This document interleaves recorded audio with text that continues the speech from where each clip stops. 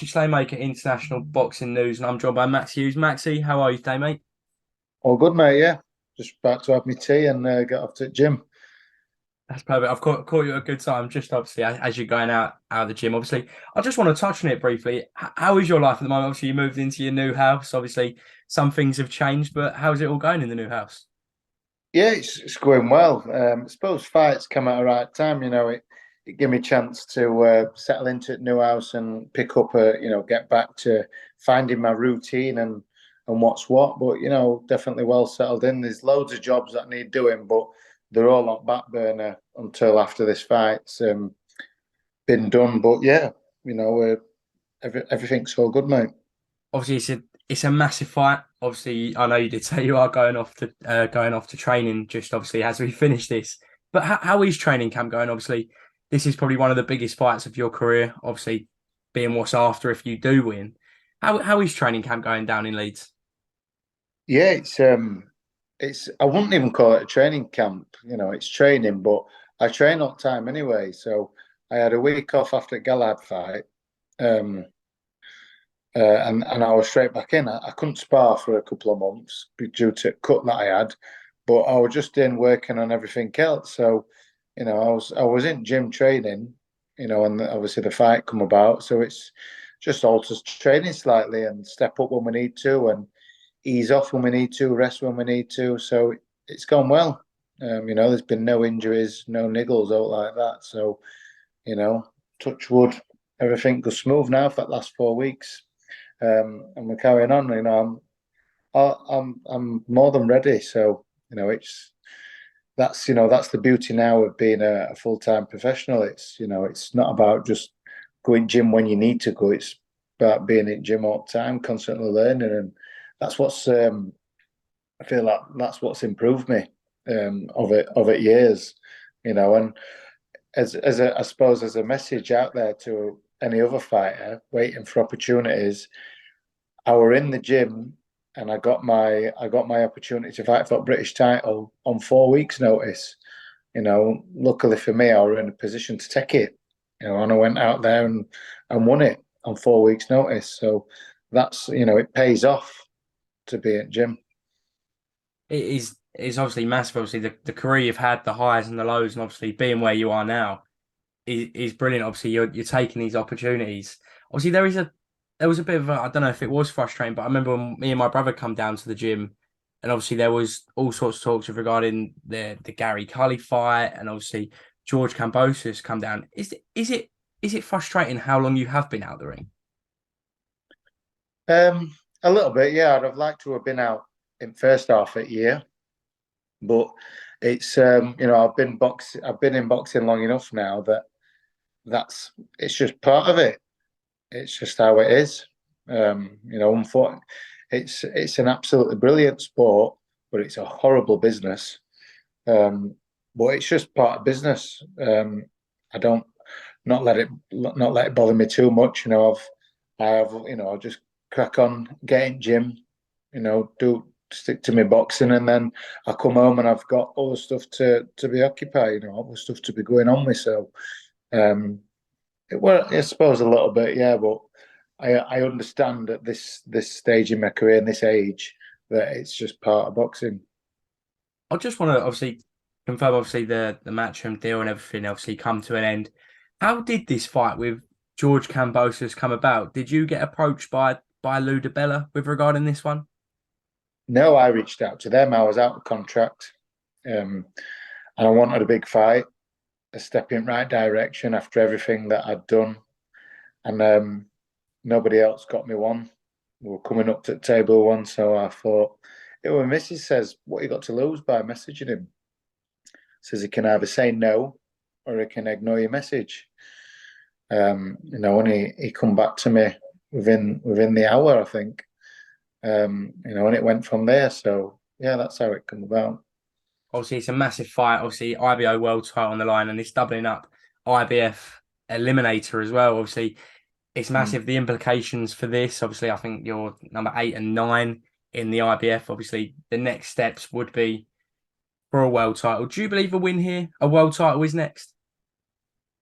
It sh This eliminate, I believe, is for the number 2 spot. The IBF usually keep the number 2 spot vacant. Number 1 contender is Gustavo Lemos, who beat Lee Selby in an IBF eliminator. So he's gone to number 1.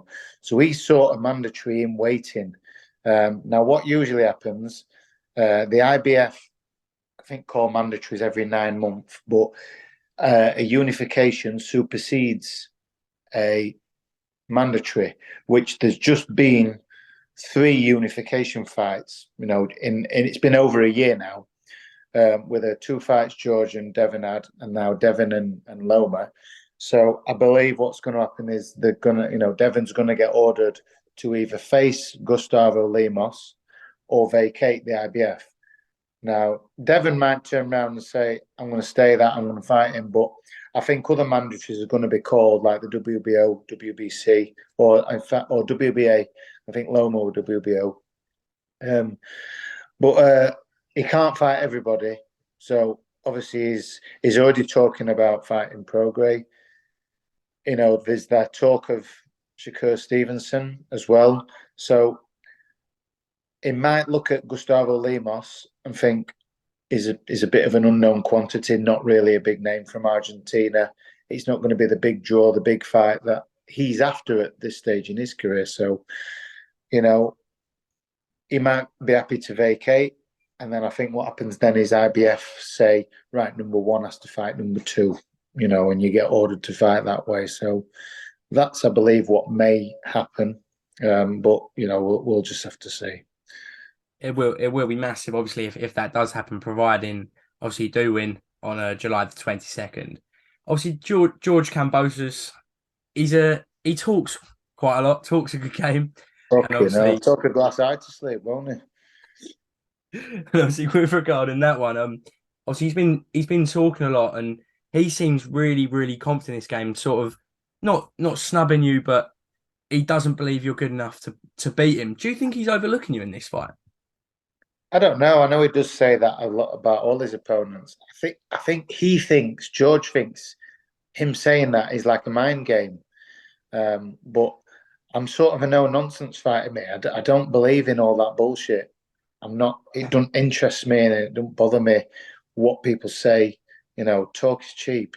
So he can say what he wants. It doesn't even, it just don't faze me.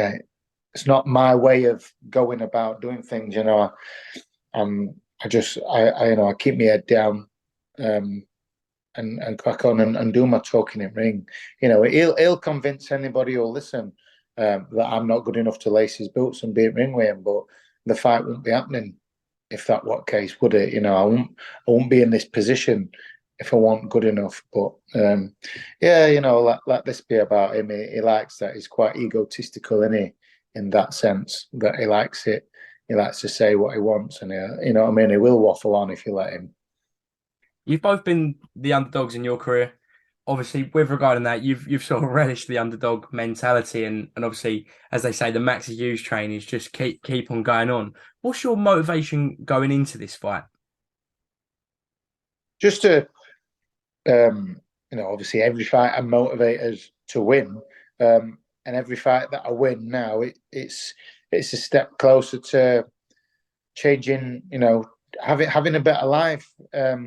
Living this life that I'm living, being a full-time professional, being around house more and my kids more and my wife. That's the motivation, to keep living this life and provide a good quality of life, and help people where I can. You know what I mean? It was reported online. I'm not sure where they say obviously the 3-fight deal with Lou DiBella for this fight, this being the first one. Is there a rematch clause in this fight if you do become victorious on July the 22nd? No, it can't, because it's an eliminator. So somebody has to go through. That's very interesting. Obviously, the 3-fight deal, this being the first one. I just want to know your thoughts on what you made of George Kambosos obviously signing with Top Rank. You're coming over as obviously they want George to win. Obviously, you're coming over. You're going to upset the apple cart. How does that feel? That obviously when you are victorious, even how is that going to feel when you do get your hand raised? Yeah, like again, like it was, I suppose, when I beat John O'Carroll, were brought in to keep him busy. Um, when my opportunity came on a Matchroom show after John O'Carroll, and then I'd won them 3 fights on the MTK shows. Um, when my opportunity came on a Matchroom show, it were against Giovanni Straffon, an absolutely a devastating puncher, coming off a recent, really good win against James Tennyson. So it were like, oh, you've done all right, Maxi. There's your opportunity. Go fight that dangerous Mexican. And I'm like, all right, and everybody ripped me off. Everybody's like, oh, it's Maxi's done well, but I don't think he seats final bell against Straffon. And it's just obviously because me and my family and my close team, we all believe we know what we can do and what we're capable of. It's just everybody else. But it's just something I've got used to now. 4 of my last 6 opponents I've been the underdog against. So when I have to keep turning results out, it's just like a big middle finger up to them and a big FU. Say you don't, like Roger Mayweather says, most people don't know shit about boxing. Perfect. Obviously, that's one thing that in boxing you do know is to really not to listen to anyone else's opinion, but obviously Yeah. your team's opinion. Obviously, I'm just going to touch on it then as well. I have it written down. Obviously, Sean, Josh, obviously the whole team. We've been down the gym. It's like a really close family down there. How important is it to have that team, the team that you have been with, going into this massive fight? Yeah, it's a big thing. Like you look at George, he's only had one fight with his new trainer. I know his dad's always in his corner, but he's got this new trainer. I couldn't tell you his name, but like I think after he got beat the first time by Devon, he sacked everyone, didn't he? And he's renewed his team, and then he ended up having a worse performance against Devon, and he's still got this trainer. But you need a good 5 or 6 fights with a trainer, so they really get to know you. And this is my opinion anyway. Really get to know that you fighter inside out, what makes them tick, what they're good at, what not, and all that. So they're still fairly new to each other, really. It's only the second camp and second fight together. But in terms of my situation, been with Sean over 4 years now, 4.5 years. And it's not only that. I've known him and he's been in corner with me for 10 years. When I was training with Jimmy and Dave, Sean were always there as another pair of eyes in corner.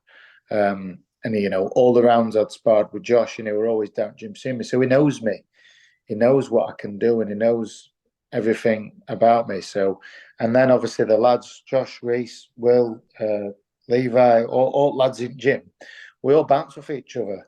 We like to have a laugh, but when it's serious, we get the work done and we produce results.